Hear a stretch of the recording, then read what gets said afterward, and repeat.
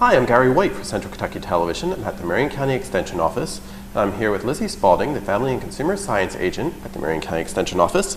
And today, we're going to be making tomato and basil bruschetta, right? Yes. That sounds good. It is one of my favorite recipes. It's very good. Now, this is with the Plated Up series, right? It is, and we actually do plated up recipes once a month at the farmers market to try to, we use their produce to try to promote their items selling. And we actually made this recipe down there last month, and everybody loved it. And I like it, so I thought that would be a great one to do for today. Yes, because fresh tomatoes are always wonderful, and getting them at the farmers market, you're guaranteed to get something good and fresh. Exactly, and they're in season right now, so they're at their cheapest and most available point, so now's a good time to buy those. Great, and that's one of our key ingredients, right? Mm-hmm, it is.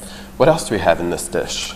We have some garlic, some onion, and some salt and pepper, basil, oregano, olive oil, and red wine vinegar. Okay. And for this recipe, you could use fresh basil or oregano for that. I actually had went to the grocery store yesterday, and they did not have fresh, so I've opted for the dried. But you could use either one. I have used dried before, and it is just as good. But you know, whenever you have fresh, it's always a little bit better. Yeah, and maybe sometimes you can get that at the farmers market at different times too, right? Yes. Possibly. Possibly. I haven't seen it there yet, but who knows? They have a plethora of things down there. Exactly. Okay, so we're actually going to add all those ingredients to our bread, right? We are going to use this kind of as a topping for our bread. We're going to toast our bread in the oven so it gets nice and crunchy, and then we're going to use this as a topping. Okay, great.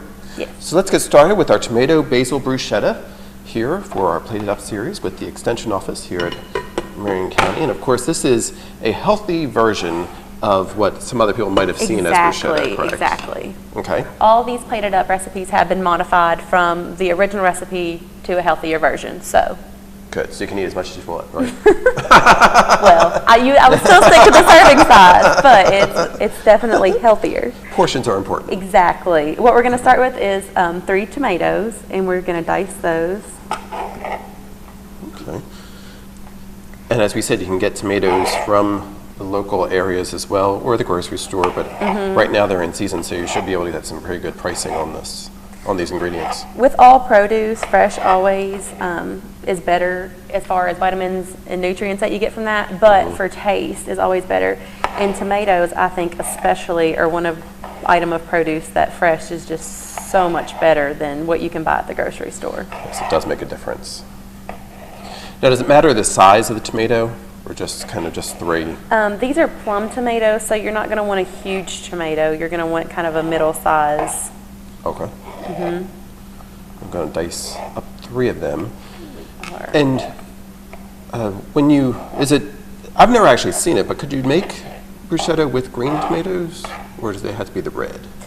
I've typically only seen it with red tomatoes. I don't know if you can make it with green. I would think, green and red tomatoes have different flavors, but that'd be something to look and see. I've never seen it, like I said, but yeah, something different.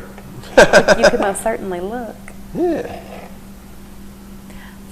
Over goes 1. Just going to dump that in here. Now, how many people is this supposed to serve? This actually has 16 half-inch slices, so it should serve 16 depending on how thick you cut your bread to top it, or how much they want to take. Exactly. How many portions they get. Exactly. Right. So that's where the portion control comes in handy, making it go a little farther. And with this dish, with your tomatoes, you want to look and make sure there's no blemishes or rough spots, because if there is, since you're leaving the skin on, you definitely want to cut those away when you're making the recipe. That way you don't get any tough spots. Good. And we can see they're very, very juicy. They are, and that's the best thing about buying them when they're in season. And that's a good thing about buying local at the farmer's market, or if you grow them in your own garden, because they're going to be juicier and have a better flavor. Now, with all the rain that we've been getting this year, does that impact them as well? Does that make them even more plump, or juicy? I have seen them, and they some that people have, you know, had out in their garden and brought in.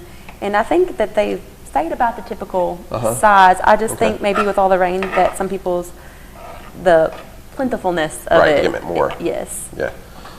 I'll get more of them. Do you grow anything do you have a garden? I do have a garden at my house, and we have a little bit of everything. Some tomatoes? We do have tomatoes, corn, green beans, potatoes, onions, like I said, a little bit of everything. We also have some wildflowers planted in there, so we have a nice variation. Cool.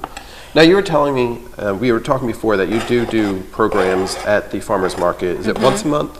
It is the first Wednesday of the month while the farmer's market is open. Okay, and that's at the Marion County Farmer's Market here. And this month you actually made a dish that sounded really good. That was the corn, right? Yes, fresh corn salad.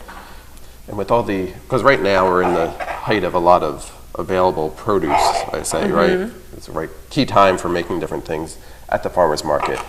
So if you are around on the first Wednesday of the month here in Marion County, you can head on down to the farmer's market right there on Martin Luther King Avenue, and see what they're going to be making. So I guess that'll be in September now. September? Yeah. Yes, the first Wednesday in September. We say Senior Citizen Day at Kroger, because that's whenever a lot of people are out doing their grocery shopping, so they stop by down there. So it's a good day to hit up the farmer's market as well. Yes, but that dish, I think it had the corn, and it had red onion, you said, and it had olive oil in it as well, and basil was in that one too? Yes, and also some cider vinegar. Cider vinegar, right. And I've had a kind of dish like that, and it's really tasty. So, and that was another plated up recipe? It was. Okay. And you can get these recipes at all the extension offices locally here in Marion County, Washington County, Nelson County, and they'd be happy to pass them along to you. Okay. So we have 3 tomatoes diced up, right? We do. And now we are going to put in our onion. You need a 1/3 cup of onion. Okay. So I'm going to get that. And then notice you're using different cutting boards for the different vegetables. Whenever you're cutting produce, it doesn't matter so much for, you also always want to be cautious of cross-contamination when you're using cutting boards, but whenever there's not meat involved or any type of egg substance, it's not as crucial to change cutting boards. I'm changing these mainly for the fact that the tomatoes are just messy, and it's all going to get mixed in together anyway, but I want the onions to look pretty when they go in and not be stained red. Exactly. That's just a personal thing for me. Now, how do you prevent yourself from crying while you're cutting up these onions? These are not so potent, but they don't really affect me so bad. Unless I get a really bad one, they just don't bother me. But I know a lot of people cut and look up, which is very dangerous. I would not suggest that. Just take a break in between. Yes. So is this a particular type of onion that we're using then? This is just a white onion, just a regular plain onion. I know a lot of the times they'll call for red onions. This one does not. It's just a plain white onion because the red onions and the white onions have a different flavor. The red onion's more strong, would you say, or is it the white? I think as far as how strong they are, there's not really a difference. It's just got a different taste to it. Okay.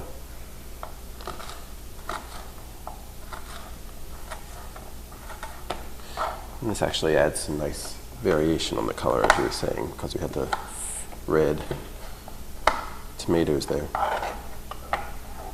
Now, you have made this dish before for some programs? I have. Like I said, we made it at the farmer's market, and I have made it a couple of other times for various programs, and everyone's really liked it.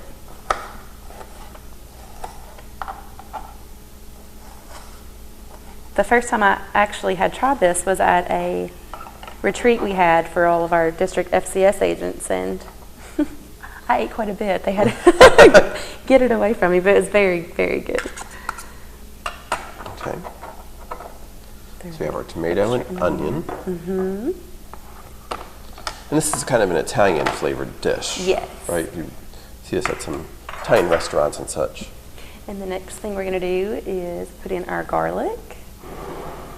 And you can use minced dried garlic. I do have fresh garlic here, but either one I have used dried before, and it works just as well. Okay.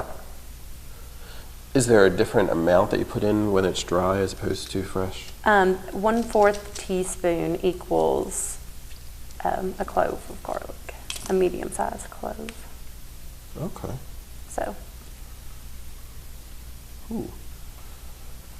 So you have a handy gadget there to use for garlic press, exactly. Yeah, garlic press. There you go. It even has a name. Yes. The garlic press for you. And I love garlic. I do too, and fresh garlic I think is better than dried, but that's my opinion. Put that in there. Sometimes it gets a little stuck in here, but it'll get all mixed together once we... Exactly. Now how many, was that 2 cloves, did you say? Okay. And then the next thing we're going to put in is our red wine vinegar, which this, there's several different types of vinegar. I personally like this one. I think it's got a good flavor. And we are going to use a tablespoon of that.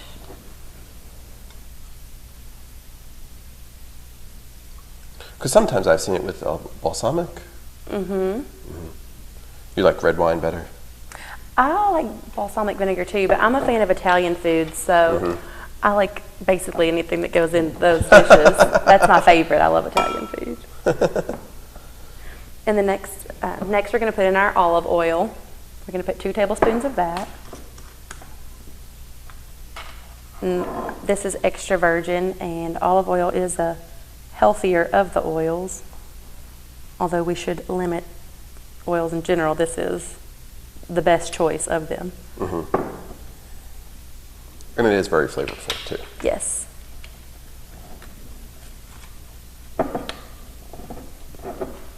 Next in goes our basil. We're going to put a tablespoon of that. And we are using the dried. We are using dry. Okay. But as Lizzie said, you can use dried or fresh, whatever you have on hand or are able to find. I know a lot of people grow their own herbs, so that'd be this would be a great use if you have your own herb garden.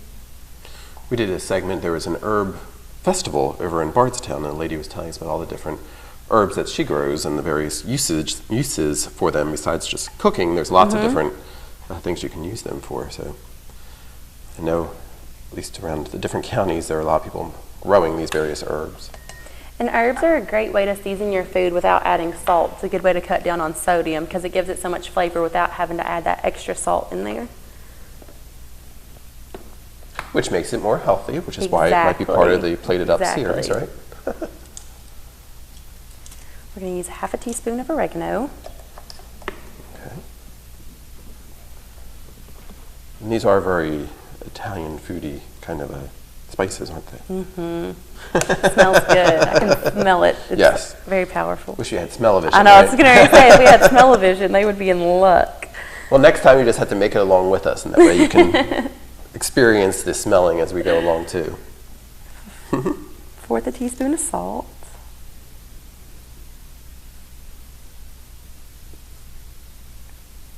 You would think the garlic would be the most potent, but those herbs definitely outdo it. Really experience it that way. And then we're going to use 1/8 teaspoon of black pepper. Okay.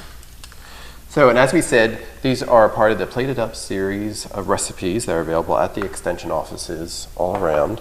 And you can contact Lizzie here and she can help you with them here in Marion County, or you can contact your agents in Nelson County and Washington County as well.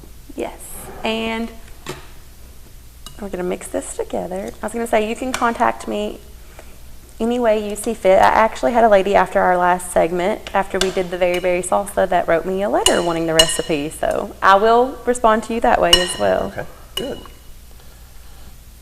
So we'll pass it all along. Exactly.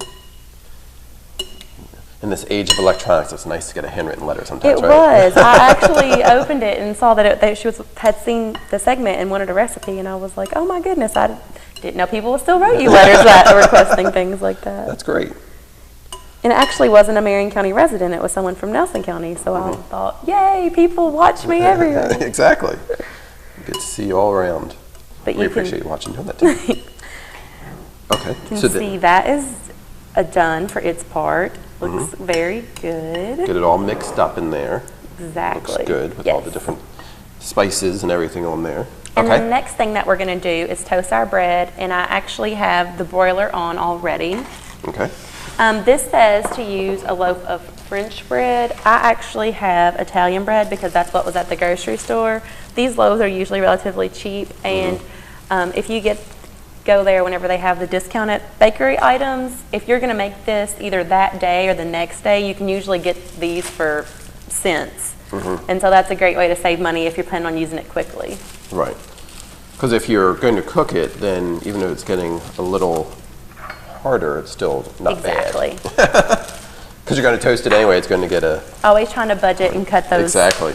Cut the costs. pennies. Exactly. Now, how long does it cook for? Or bake, I guess. Just enough to get it brown on the sides. Yeah. Okay. And as we said, you're looking for at least like 16 pieces, right, that we're going to be able to cover with the topping there. Now, this part is actually completed, so we don't cook or do anything else with the No, rest that of part right? is finished. Yes. Okay, very good. Looks good. It's going to soak in some of the spices there for a little while. And whenever you get these pieces, they are relatively large, so if you want to cut those in half, try to save your portion sizes. And as you can see, with as quick as we got finished, it is a relatively quick and easy dish. I had already rinsed the tomatoes and peeled the onion and garlic before we started, so that saved a little bit of time, but those things don't take that much time to do, that preparation. Yeah. And a lot of times I've seen this used for an appetizer. Yes. But I guess you could use it for a main course if you're going to give them a couple more. That 16 might go to like 3 people. If you're going to use it alongside something, it'd be a great summertime dish for barbecues, or I think it would go along well with maybe some grilled chicken or something of that sort. That'd be very good. Just going to put a few of those on here. And actually what we're going to do with this is just put some olive oil in a bowl.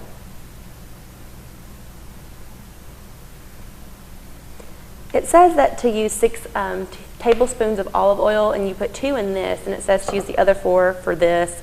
I don't measure those out whenever I do it, just because I try to use the least amount possible to cover it. Because like I said, you want to limit your oil intake, because that's got a lot of fats in it. So I just brush it on, coat it to get it coated, and just use the least amount possible.